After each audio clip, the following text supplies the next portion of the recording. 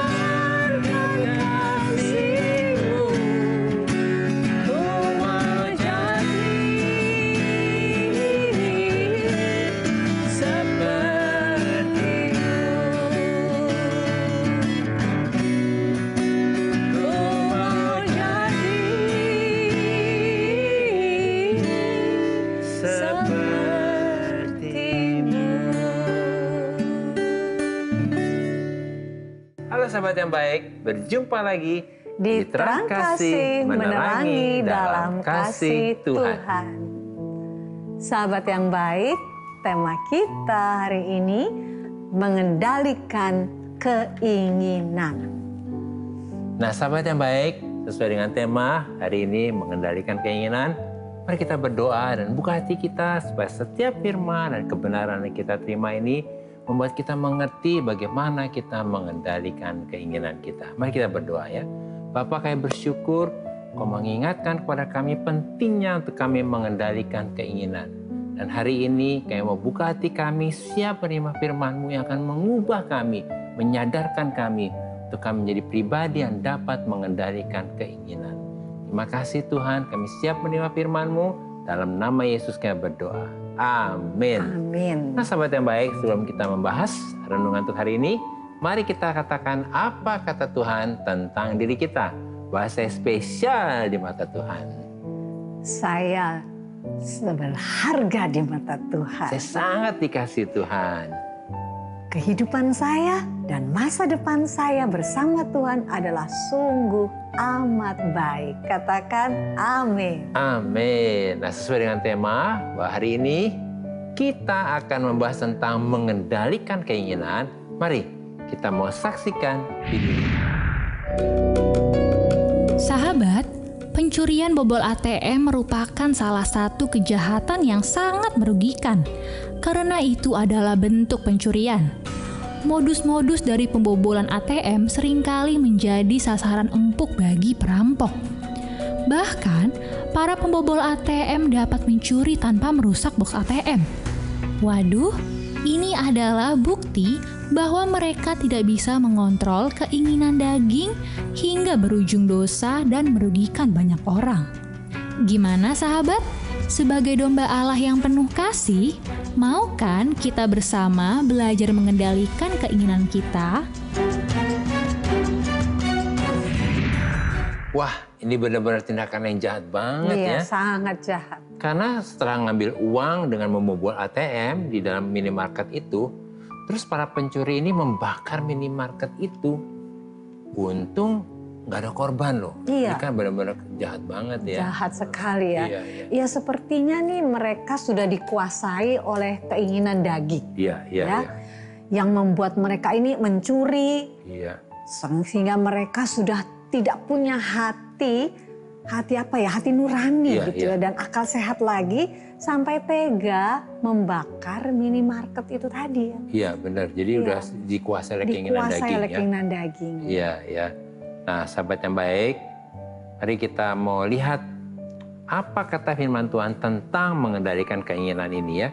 Kita akan baca dari 1 Yohanes 2 ayat yang ke-16. Demikian firman Tuhan, sebab semua yang ada dalam dunia ini, yaitu keinginan daging dan keinginan mata serta keangkuhan hidup, bukanlah berasal dari Bapa, melainkan dari dunia. Amin ya.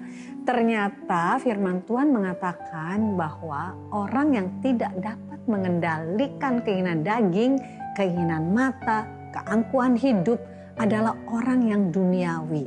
Jadi definisi orang yang duniawi adalah orang yang hidupnya dikuasai oleh keinginan daging, keinginan mata, dan keangkuhan hidup. Amin, ini benar Iya. banget ya. Sebab keinginan daging, keinginan mata, dan keangkuhan hidup itu bukan berasal dari Bapa dari surga. Jadi bukan berasal dari keinginan hati Bapa itu ya. Tetapi semua itu berasal dari dunia. Dan seluruh dunia berada di bawah kuasa si jahat, yaitu iblis. Dan ini ada di dalam 1 Yohanes 5 ayat 19b. Jadi apabila kita tidak dapat mengendalikan keinginan kita, yaitu keinginan daging, keinginan mata, dan keangkuhan hidup, maka kita ini sedang membuka pintu untuk iblis menguasai kehidupan kita. Lalu kita dikuasai oleh hal-hal yang duniawi dan kita sedang memposisikan diri kita berlawanan dengan kehendak Allah. Nah, ini penting banget ya. Kita jadi tanpa sadar posisinya berlawanan dengan Iya, kehendak Allah, ya. berlawanan. Sebab dunia ini sedang lenyap dengan keinginannya, tetapi orang yang melakukan kehendak Allah tetap hidup selama-lamanya ya. Ada dalam 1 Yohanes 2:17. Dan kehendak Allah adalah supaya kita mencari dahulu kerajaan Allah dan kebenarannya. Maka semua itu akan ditambahkan kepada kita. Ada dalam Matius 6 ayat yang ke-33 ya. Amin ya. Jadi ketika kita fokus dan memprioritaskan diri kita untuk hidup dalam kehendak Allah, maka kita tidak dapat dikuasai oleh keinginan daging, keinginan mata, dan keangkuhan hidup. Sehingga semua yang duniawi tidak dapat menguasai kita. Dan kita sedang menutup pintu untuk iblis supaya tidak dapat menguasai kita. Amin. Nah, ini benar banget ya. Jadi ketika kita tidak dikuasai oleh keinginan daging, keinginan mata, keangkuhan hidup, kita menutup pintu untuk iblis tidak bisa menguasai kita. Nah, sahabat yang baik, mari kita lihat apa kata firman Tuhan tentang kehendak Allah yang dimaksud ini dalam Galatia 5 ayat 16-17. Maksudku ialah hiduplah oleh roh, maka kamu tidak akan menuruti keinginan daging. Sebab keinginan daging berlawanan dengan keinginan roh. Dan keinginan roh berlawanan dengan keinginan daging. Karena keduanya bertentangan, sehingga kamu setiap kali tidak melakukan apa yang kamu kehendaki. Puji Tuhan ya, ternyata melakukan kehendak Allah adalah supaya kita itu fokus hidup oleh roh. Ya. Artinya fokus untuk hidup dipimpin oleh Roh Kudus. Maka kita tidak akan menuruti atau dikuasai oleh keinginan daging. Sebab keinginan daging berlawanan dengan keinginan roh. Nah, ini penting banget ya, keinginan daging berlawanan dengan keinginan roh. Kenapa? Sebab keinginan daging adalah percabulan, kecemaran, hawa nafsu, penyembahan berhala, sihir, perseteruan, perselisihan, iri hati, amarah, kepentingan diri sendiri, percideraan, roh pemecah, kedengkian, kemabukan, pesta pora, dan sebagainya. Dan itu ada tertulis dalam Galatia 5 ayat 19 sampai 21. Sedangkan keinginan roh adalah buah roh, yaitu kasih, sukacita, damai sejahtera, kesabaran, kemurahan, kebaikan, kesetiaan, kelemah lembutan, dan penguasaan diri. Itu ada tertulis di Galatia 5 ayat 22 sampai 23. Amin. Ya, luar biasa ya, beda banget. Bertentangan sekali ya. Keinginan daging sama roh. Jadi ketika kita fokus untuk memprioritaskan diri kita supaya hidup dalam pimpinan Roh Kudus, yaitu hidup dalam kasih, sukacita, damai sejahtera, kesabaran, kemurahan, kebaikan, kesetiaan, kelemah lembutan, dan penguasaan diri ini, maka kita sedang hidup dalam kehendak Tuhan. Wow, amin ya, kita sedang hidup dalam kehendak Tuhan ya. Nah, puji Tuhan ya. Oleh karena itu kunci untuk kita dapat mengendalikan keinginan kita adalah kita harus berubah dari fokus hidup dalam daging menjadi fokus hidup dalam roh, yaitu hidup dalam kasih, hidup dalam sukacita, hidup dalam damai sejahtera, dalam kesabaran, kemurahan, kebaikan, kesetiaan, kelemah lembutan, dan penguasaan diri. Amin. Amin. Jadi ketika kita hidup dalam roh, kita bisa mengendalikan keinginan kita itu ya. Amin. Nah sahabat yang baik, ini ada beberapa DM yang masuk. Salah satu diantaranya dari Jemri_ET ya. Shalom, saya juga mau tanyakan kenapa setiap kali pekerjaanku selalu saja tidak bertahan lama dan selalu saja gagal. Apa yang saya rencanakan? Apa yang harus saya lakukan? Mohon diberikan solusi. Tuhan Yesus berkati. Shalom Jemri ya. Sebab sebagai orang yang beriman ini, kita ini harus percaya loh Jemri. Panggilnya apa ya? Jemriat ya. Ya, kita harus percaya nih bahwa Tuhan sanggup melakukan segala sesuatu dan tidak ada rencana Tuhan yang gagal dalam hidup kita. Sebab rancangan Tuhan untuk kita ini bukan rancangan kecelakaan. Tetapi itu adalah rancangan bagi kita adalah damai sejahtera dan hari depan yang penuh harapan. Itu janji Tuhan ya. Yuk kita mau baca di dalam Ayub 42 ayat 2 ya. Demikian firman Tuhan. Aku tahu bahwa engkau sanggup melakukan segala sesuatu dan tidak ada rencanamu yang gagal. Amin. Ya. Amin. Nah, Jemriat percaya ini tidak ada rencana Tuhan yang gagal. Dan sahabat yang baik juga percaya tidak ada rencana Tuhan yang gagal. Mari kita berdoa supaya hari ini pintu-pintu yang tertutup terbuka dan apa yang menjadi rencana Tuhan terjadi dalam kehidupan Jemriat dan sahabat yang baik. Kita berdoa ya. Tuhan, kami menolak segala kebimbangan, keraguan-raguan, dan ketidakpercayaan. Biarlah hari ini Roh Kudus menjamah Jemriat, menjamah juga para sahabat yang baik, supaya mereka percaya bahwa Tuhan sanggup melakukan segala sesuatu dan tidak ada rencana Tuhan yang gagal. Kami berdoa hari ini pintu-pintu mujizat terbuka, pintu-pintu untuk pekerjaan dan masa depan juga terbuka, dan Tuhan menggenapi rencananya bahwa tidak ada yang gagal. Sebab bagi Tuhan tidak ada yang mustahil. Dalam nama Yesus kami berdoa. Amin. Amin. Nah sahabat yang baik, terima kasih buat respon dan DM-DM-nya kepada kami dalam program Terang Kasih ini. Bagi sahabat yang memiliki beban, permasalahan, tekanan hidup, minta didoakan atau ingin bersaksi seputar kehidupan rohani, silahkan sahabat yang baik untuk DM, untuk komen, atau kirim video ke Instagram @terangkasih_RTV. Nah sahabat yang baik, demikianlah firman Tuhan untuk hari ini. Jangan kemana-mana, pastikan tetap ada di Terang Kasih, menerangi dalam kasih Tuhan.